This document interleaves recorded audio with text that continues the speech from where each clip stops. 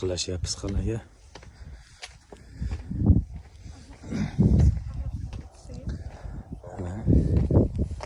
Assalomu alaykum. Yaxshimisizlar? Bu qanaqa qala ekan bu? Shilpiq yozib qo'yibdi shilpiq deb mana. Nima endi bu? Nima namzi bu? Bu qarorcha 3-4 asrlari bormi? 3-4 asr milodiymi yo miloddan avvalgimi? Avvalgi. Miloddan avvalgi. Zardushiy dinida. Endi odamzodlar ne qilib o'zini jinab boslaydi, odam zot ekanini. Sonda bu yer qo'rg'anатын yer bo'lgan. Qaraqchilardan.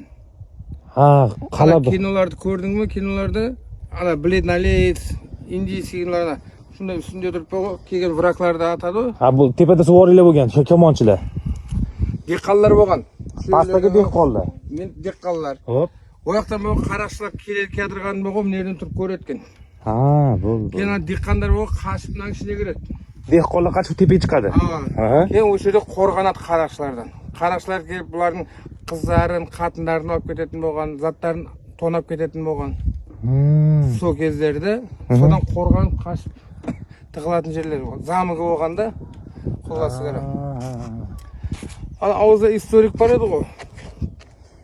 Kirjida bo'lgan historik bo'lish kerak. Bo'ldi. Bari bu o'zbekcha tushuntirib